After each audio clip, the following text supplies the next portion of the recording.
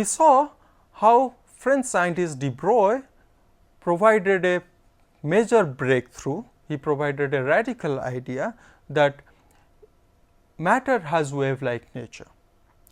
Another radical idea came from from one German scientist, Werner Heisenberg, and this is what we are going to discuss now, the famous Heisenberg's uncertainty principle.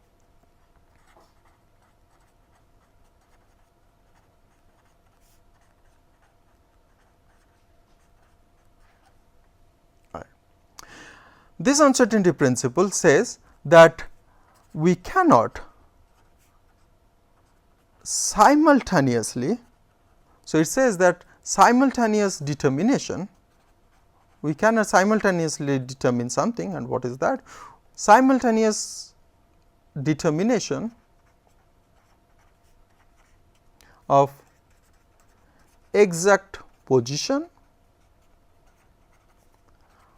and exact momentum of a particle is impossible. There are some key words in this statement. First key word is simultaneous. We must, this principle forbids simultaneous, that means at the same time we cannot measure exact position and exact momentum of a particle.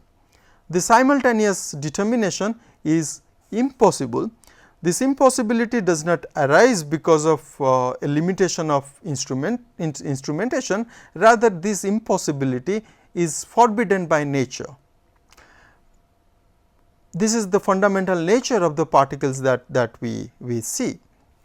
So, Heisenberg's uncertainty principle is not an outcome of insufficient instrumentation. That means it is not going to happen that in a future time we will get some instrument using which one can exactly locate the position and momentum of a particle simultaneously. This is the fundamental principle of nature. Mathematically, this is given as delta x multiplied by delta p x, which is greater than h by 4 pi. What is this delta x? X is the position of the particle, p x is the momentum of the particle along x direction. This delta x or delta p x are called uncertainty in position, and delta p x is called uncertainty in momentum.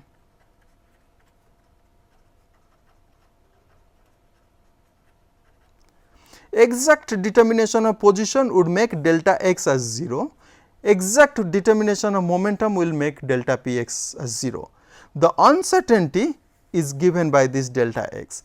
Suppose that we have a two-dimensional box within which my electron can move around. If I want to locate this electron with certain amount of precision, the precision, let us say this is my precision. So, I can say that the electron is certainly present in this box, but it is present between this and this. This is what is known as the uncertainty in determining the position. So, we can say where it is, but with an error bar. So, this is given as delta x, and similarly its uncertainty in momentum, and that is delta p x. The multiplication of these two uncertainties is always greater than, or it can minimum be equal to this constant h by 4 pi. H is Planck's constant, and 4 pi is again a constant. So, Heisenberg's uncertainty principle said that you cannot simultaneously measure the exact position and exact momentum of a particle. There has to be a certain amount of uncertainty, and this uncertainty is given in this way. In other words, if you want to measure the position exactly, you must sacrifice the accuracy in terms of momentum, and if you want to exactly measure the momentum of this particle, you must sacrifice the knowledge of the exact position of this particle. You can actually show that the uncertainty of an electron. So, if I want to measure the uncertainty of electron, so I have delta x multiplied by delta p x is greater than h by 4 pi. I can rewrite as momentum. Momentum is, I know, mass into velocity, and mass is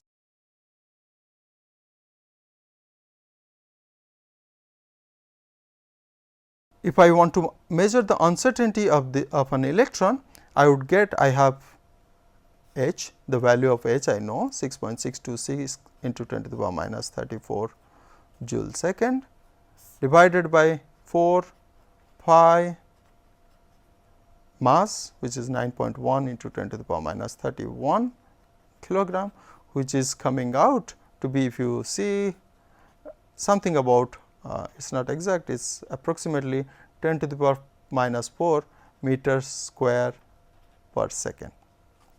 All right. We keep this in mind. For uncertainty of an electron is coming out to be 10 to the power minus 4 meters square per second. And then what we let us write this down, uncertainty principle, delta x multiplied delta V x for an electron came out to be 10 to the power minus 4 meter square per second. Let us find out the same delta x delta V x, which is greater than h by 4 pi m, but in this case let us find out when m is 100 gram, an everyday object. In this case the uncertainty is given as 6.626 to 10 to the power minus 34 joule second, 4 pi mass, which is now 0.1 kilogram. This is 10 to the power minus 1. So, this comes out of the order 10 to the power minus 33 meter square second inverse. So, this is an uncertainty, this is what the uncertainty in position and momentum for an electron, which is 10 to the power minus 4 meter square per second. This is the uncertainty in position and momentum according to Heisenberg's uncertainty principle for an everyday object like an object which weighs 100 gram, whose mass is 100 gram. So, you can see the uncertainty is extremely small, it is almost negligible for everyday object. So, therefore, uncertainty principle is all right, but it is mostly manifested or it has severe significance for microscopic particles with very small mass, but for everyday objects when the mass becomes larger, even in the scale of grams or milligrams, the uncertainty principle can be safely ignored. So, therefore, the uncertainty principle, the corrections that were coming out because of uncertainty principles, they only apply to microscopic world. The macroscopic world or the world that we see around us can be safely we can safely ignore the consequence of uncertainty principle into the macroscopic world. We are now adequately equipped to discuss why Bohr's atomic model failed. What was the reason that Bohr's atomic model could not give out all the answers that we wanted? So, let us discuss now the reasons for the failure of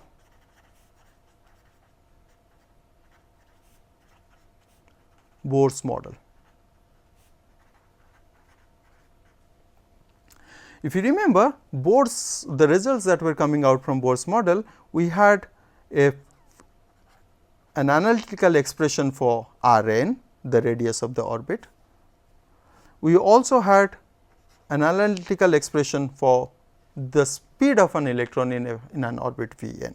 So, from Bohr's model we knew precisely the radius, therefore, we know the location of the electron. We also knew precisely the speed of the electron that is orbiting. So, what Bohr's model said is that it gave exact position and exact momentum, because we knew the mass of the electron, and if we know the velocity at the nth orbit. So, we know exact position and exact momentum of the electron in Bohr's model, and this is contrary to what Heisenberg's uncertainty principle suggests. Heisenberg's uncertainty principle tells that you cannot simultaneously measure the position and momentum of a microscopic particle, which is electron in this case. Since Bohr did not know about Heisenberg's uncertainty principle by the time when he was devising this atomic model. So, therefore, Heisenberg's uncertainty principle is not satisfied in Bohr's atomic model, and that is the key reason as to why Bohr's atomic model could not explain all the results. We can now go on to discuss a new branch of theory, which would take into account the knowledge that we get from Heisenberg's uncertainty principle, the de Broglie's hypothesis, and this is what we are going to do next. It is now time for us to take a stock of the things that we have learned so far. So far as the structure of atom is concerned, we have traveled a long way. We started from the hypothesis of John Dalton, which said that atoms are the tiniest indivisible particle. Dalton did not provide any more clarity towards the structure of atom. So, they were simply assumed to be hard spheres. From there, we went to the work of J.J. Thomson, the famous plum pudding model, where now in addition to the atom, there are like positive charges, negative charges were also discussed. In plum pudding model, it was suggested that atom consists of a uniformly distributed positive charge, within which the electrons are embedded. Plum pudding model did an improved job compared to Dalton's atomic theory. However, it was far from the truth. Then we came up with the idea of Rutherford, who established the existence of nucleus. In plum and pudding model, the positive charge was uniformly distributed, that constituted the space of the atom. But now Rutherford's improved atomic model suggested that the positive charge as well as most of the mass, the entire mass of the atom, are concentrated in a very small space in an atom, and he called it as the core, or what we call it as nucleus, and the electrons, they move around the nucleus. But Rutherford's atomic model could not satisfactorily explain why the atom should be stable, because from Maxwell's theory it was understood that the moving electron should undergo a spiral motion and should collapse on the nucleus, and therefore, the atom should never be stable. We again encountered one more improvement on this theory, that was the work of Niels Bohr, who provided the Bohr's atomic model, where he said that electrons, again the nucleus are at the center, the electrons move around the nucleus, but they move around the nucleus in fixed paths called orbits, or they are also called stationary states. They have fixed energies. So, that gave us yet another improved version of the atomic structure. However, none of these four models, Dalton's atomic theory, plum pudding model, Rutherford's model, or Niels Bohr's model, none of them could give us the complete picture of atom. While this was the growth in the story of the structure of atom, simultaneously other things were happening in science. For example, it was proved by Max Planck and Einstein that light, which we believe to be a wave, also has particle-like nature. Without that, the black body radiation, the photoelectric effect experiments could not be explained. So, now light has both wave-like nature as well as particle-like nature. Then there was the hypothesis of de Broglie, who suggested that even matter has wave-like nature. So, now light is both wave and particle. Now, the matter that we normally think of as particles are also behaving like wave as well as particle. In addition to that, there was Heisenberg's uncertainty principle, which suggested that you cannot simultaneously determine the position and momentum of a microscopic particle. All these new things actually were very puzzling. We did not know how to take them.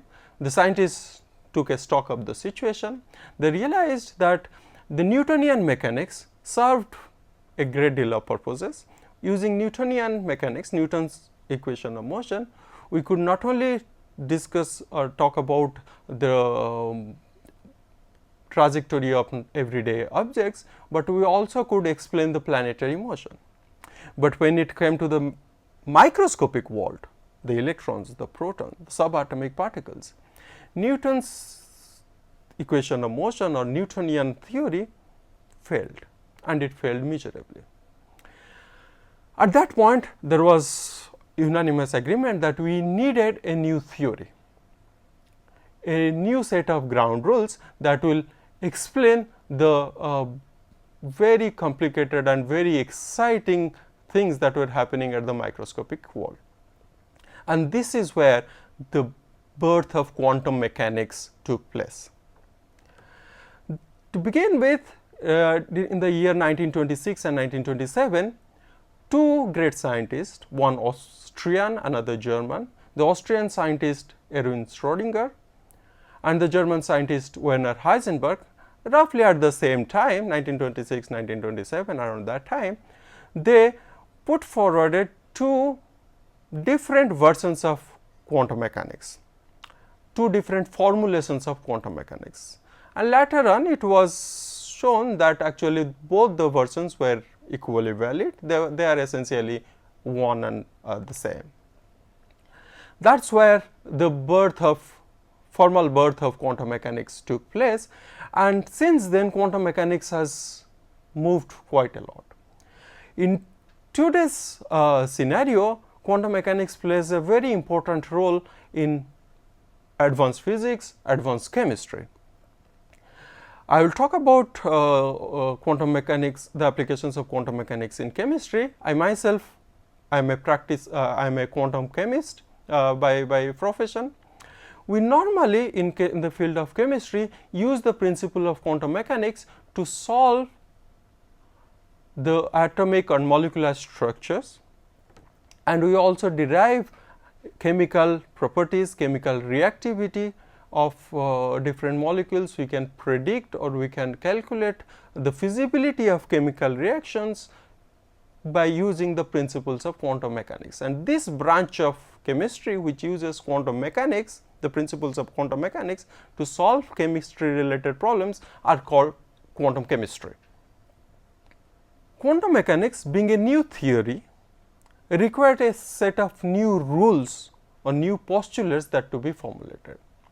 We will first go through two basic postulates of quantum mechanics, on the basis of which we can carry on our discussion further.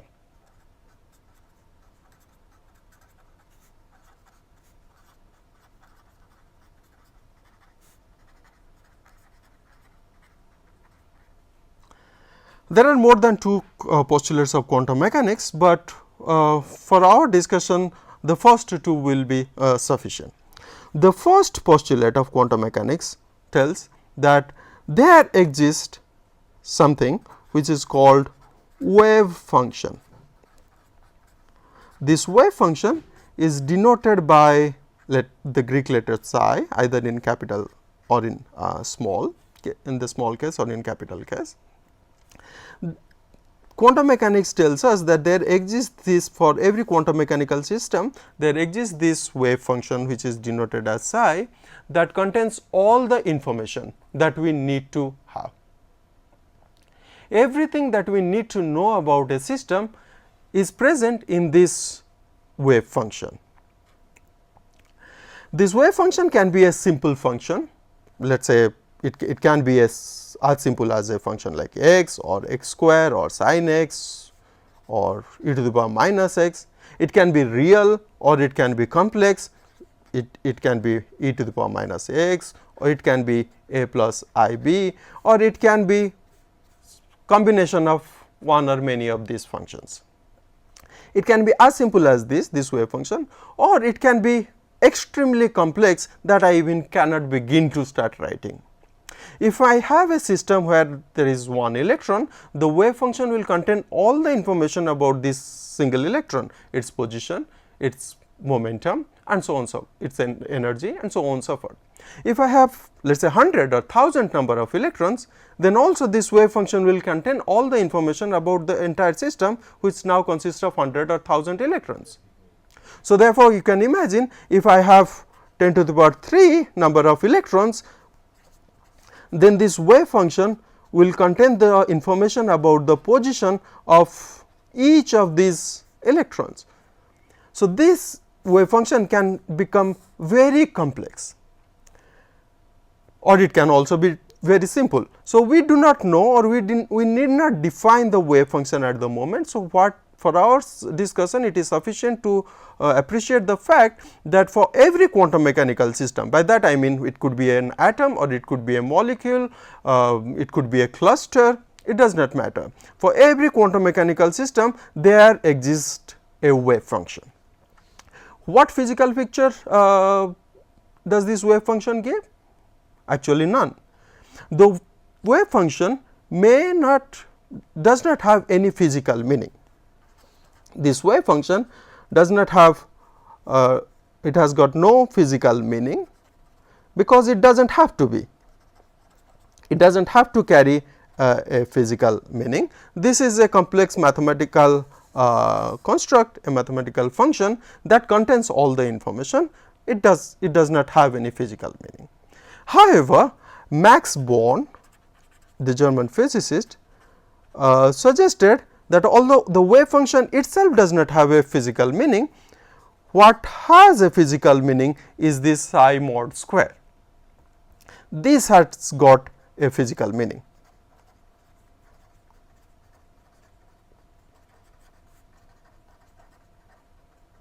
And what is the physical meaning of this psi square? This is nothing but the probability of finding a particle, in our case it will be an electron, at a given point in space.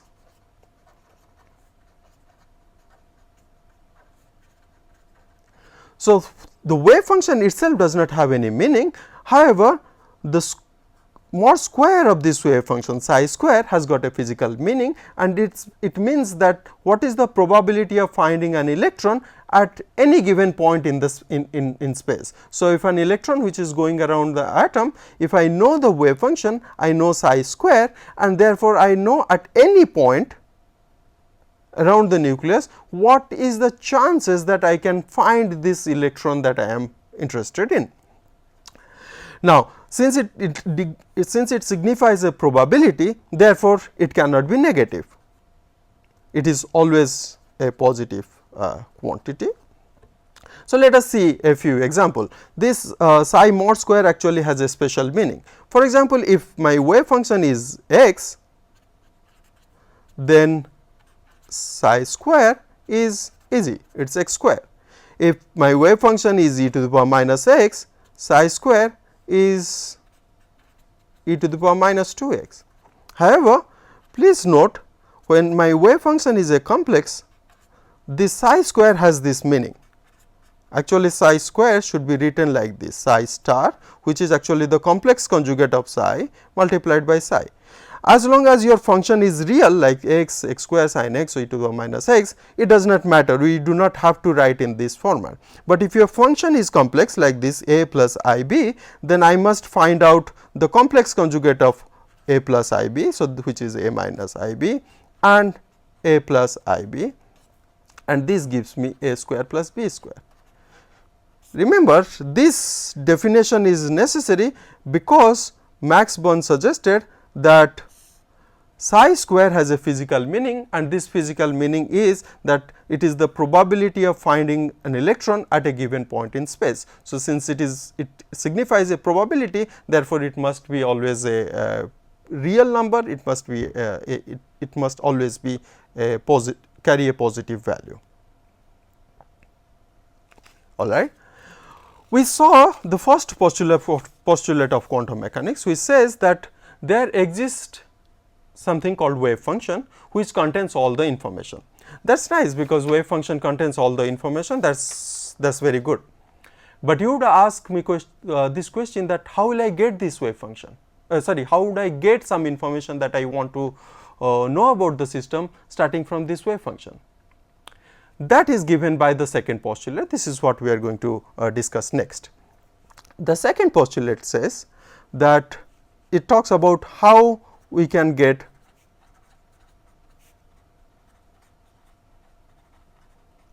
information from this wave function. The wave function contains everything, all the information, but how will I get this wave information from this wave function? This is what we are going to discuss next. Now, quantum mechanics has the following recipe for this.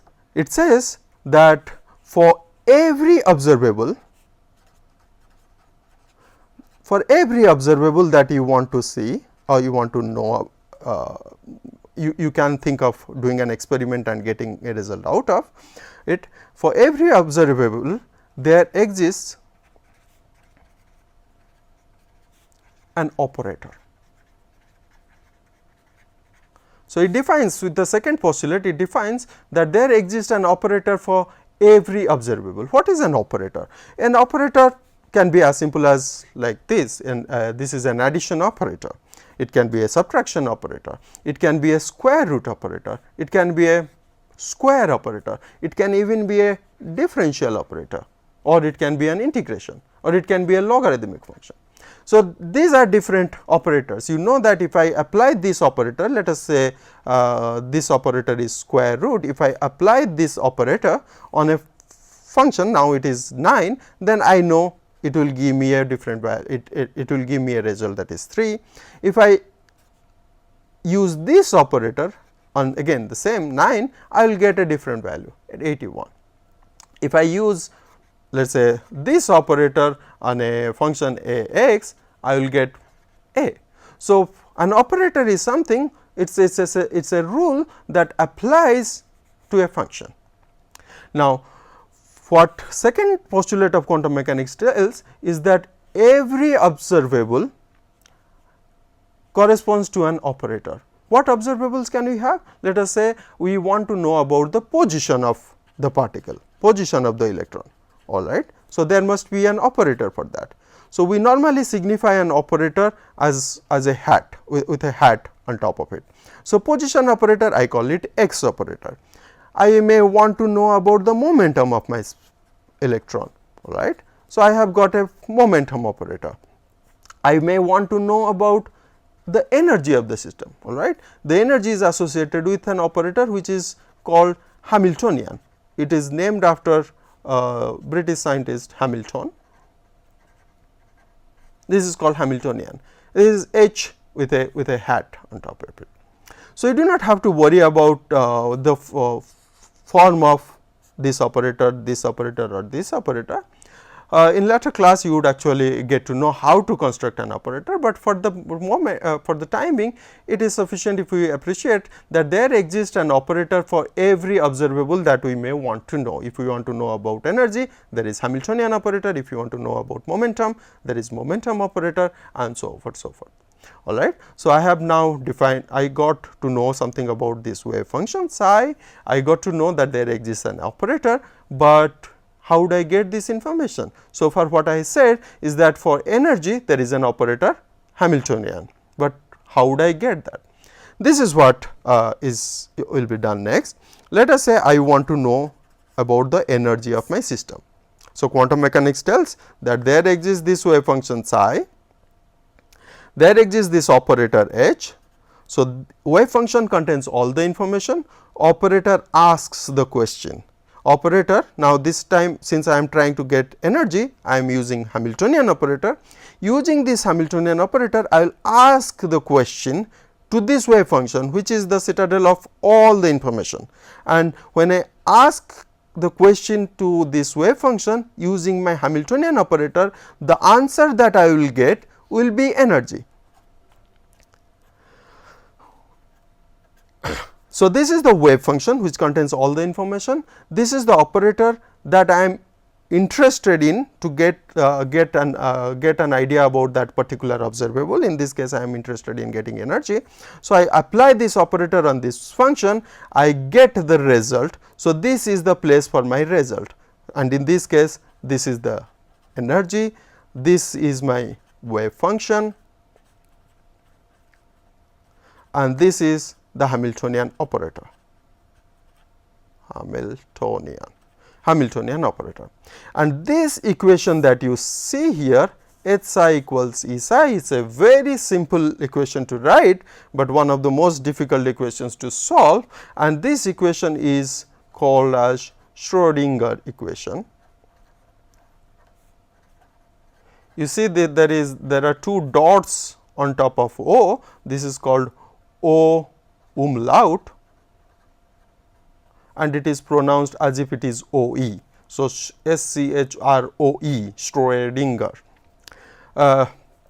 This equation was given by the Austrian physicist Schrodinger, and this equation is Schrodinger equation. Now, to be able to get the energy of my atom, I would solve this Schrodinger equation, which is H psi E psi. What is known? What do I know?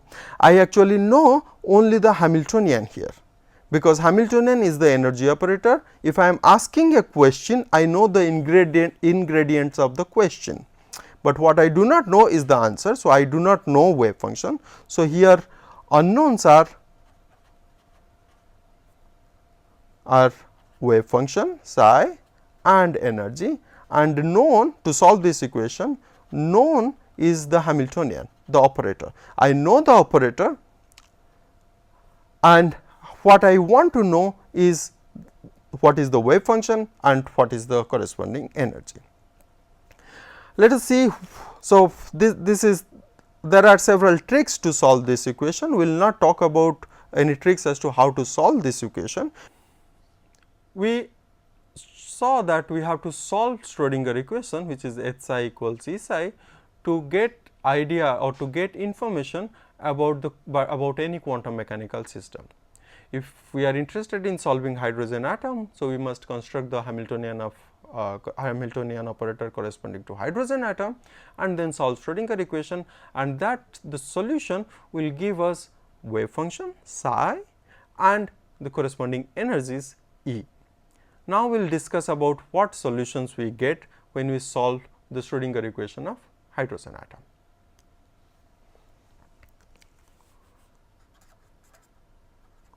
Next, we are discussing the results from the solution of Schrodinger equation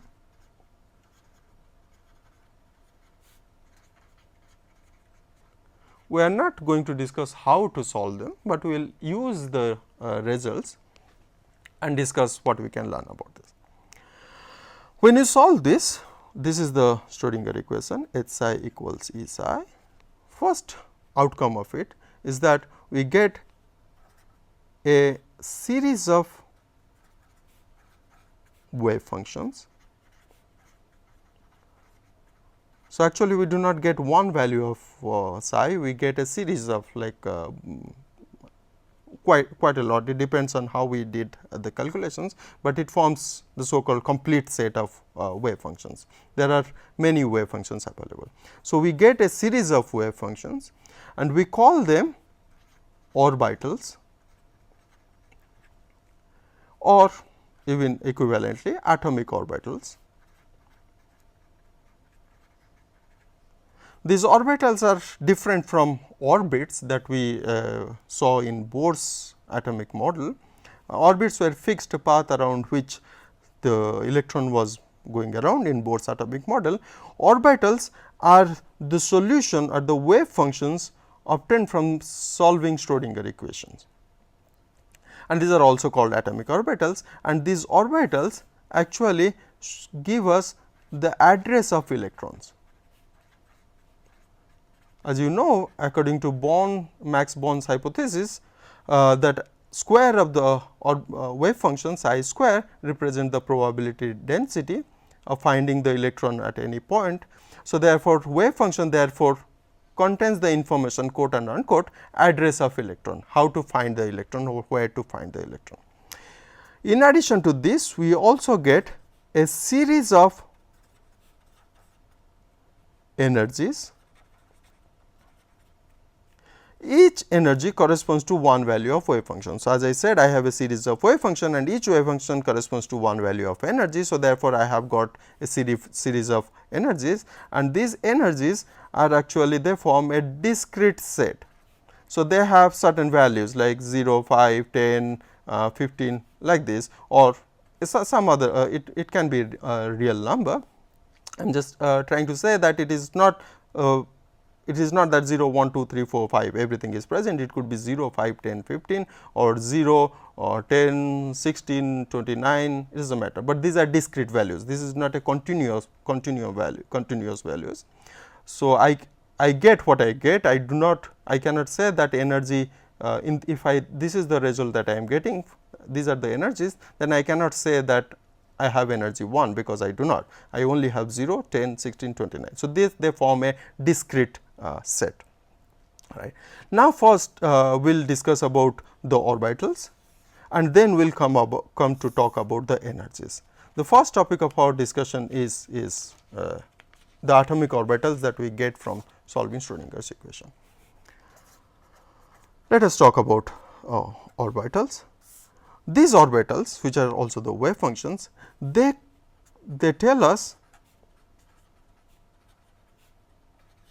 about the size, shape or orientation.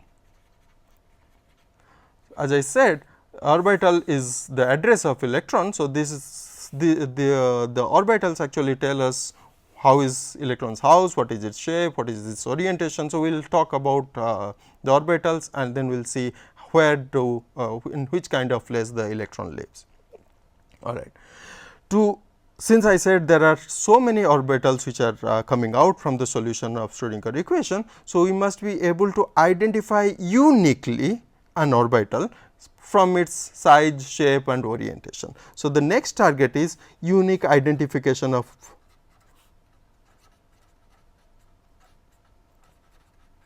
an orbital. How do I do that?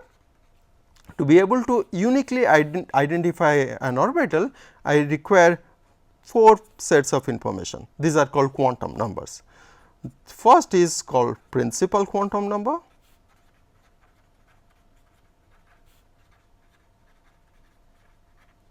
Second, azimuthal quantum number.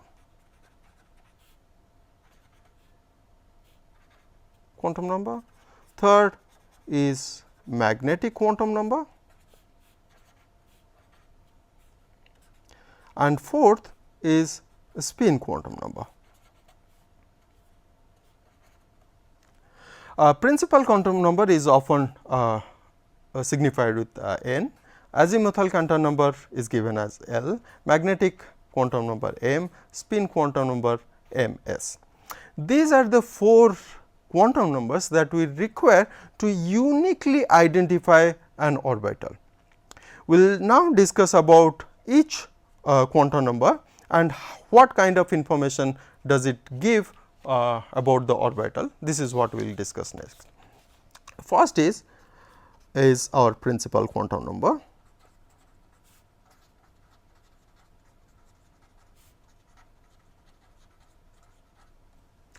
Principal quantum number, which is given by the letter n, it tells us about the size of the orbital.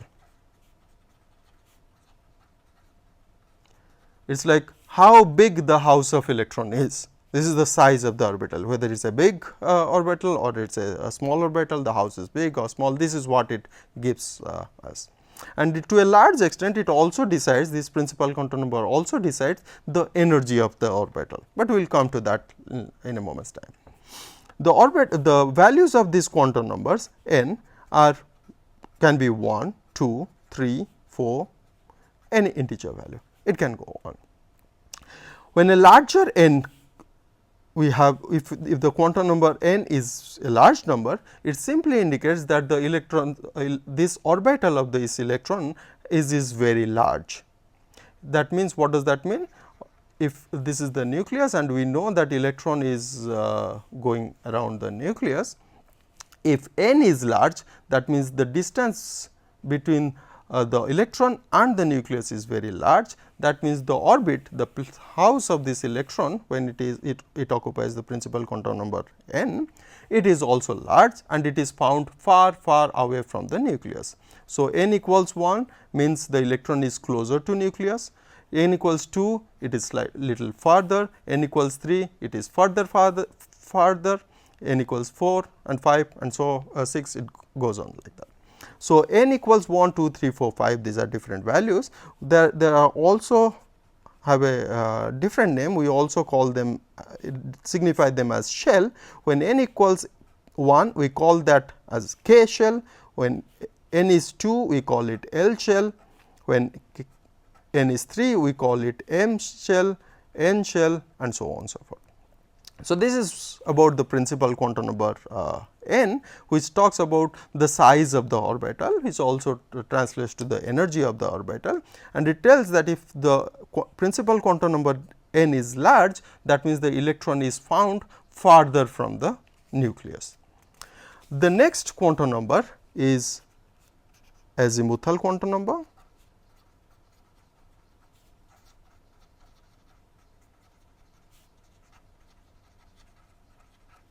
It is also called orbital quantum number,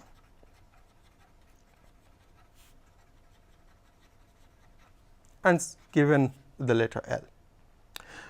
If principal quantum number talked about the size of the orbital, azimuthal quantum number talks about the shape of the orbital.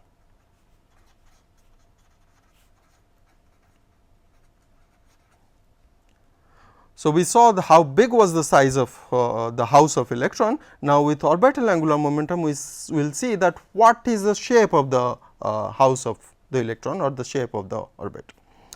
This orbital quantum number or azimuthal quantum number L can be from 0, can be 0, 1, 2, any number up to the value of n.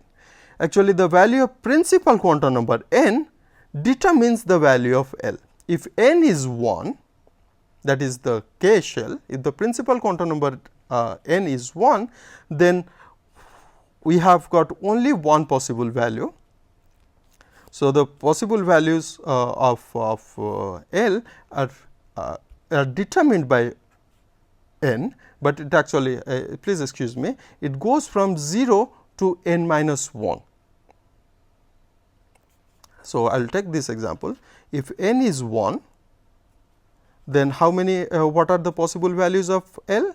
So, L can be only one value, that is 1 minus 1, 0. If n is 2, what are the possible values of L? L can be 0 or it can be 1, because it can go up to 0 to n minus 1, and since n is 2, therefore, L can be 0 or 1. If n is 3, L can be 0 or 1 or 2 and so on and so forth. So, the values of L can be from 0 to n minus 1. So, therefore, for a given principal quantum number n, how many L values are possible? That is, the number of possible L values is given by n, because you always have 0 and then until n minus 1. So, therefore, the number of possible L values is n. So, in this case number of L values is 1, in this case number of L values is 2, in this case number of L values are 3, and these values are 0, 1 or 2. So, we saw that the orbital quantum number L is determined by the principal quantum number. So, principal quantum number is fixed, and then principal quantum number decides what are the allowed values of this orbital quantum number or azimuthal quantum number, and it goes from 0 till n minus 1. Now, we see that here L value is 0, here again L value is 0 when n is 2, again here also when n is 3 there is a possibility of L value of 0.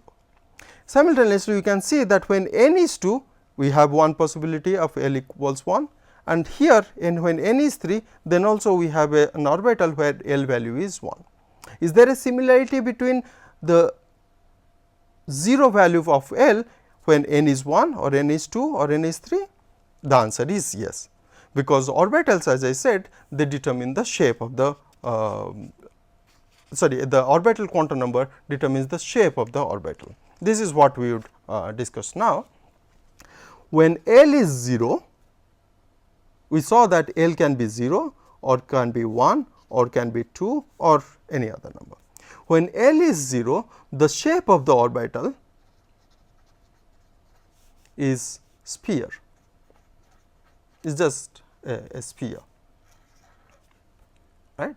And we identify this with a shorthand notation as small case s.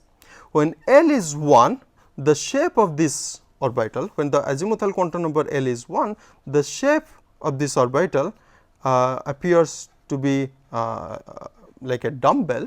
So, dumbbell you would perhaps know that it has got 2 lobes. So, this is what the shape of the p orbital the orbital that has L equals 1 look like. So, it has got 2 lobes on 2 sides, and we signify that with small case p.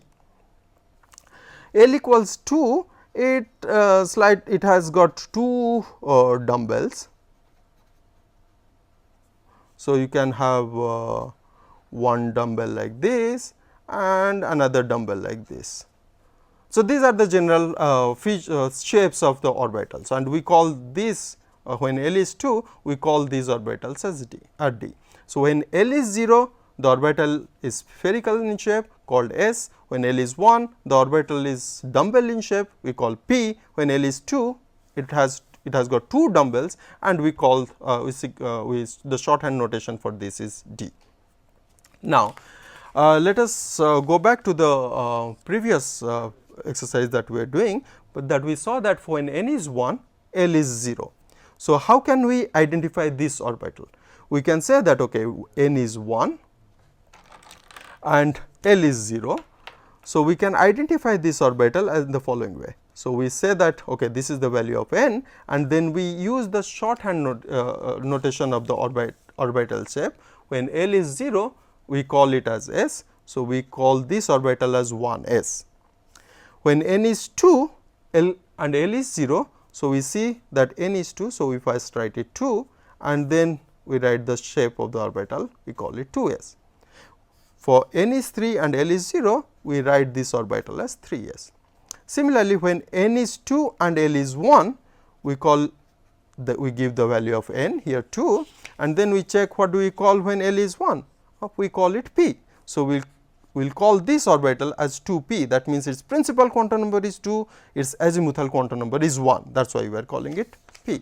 And similarly, when n is 3 and L is 1, we call this as 3p, principal quantum number is 3, azimuthal quantum number is 1, and when principal quantum number is 3 and azimuthal quantum number is 2, we say the orbital as 3, which is the principal quantum number, and when L is 2, this is called as d. So, we can go on this way. So, you would need to know actually what happens L equals 3. It has got very complicated shape, I cannot draw them, we call them F, and it goes on further S, P, D, F, G, and so on and so forth.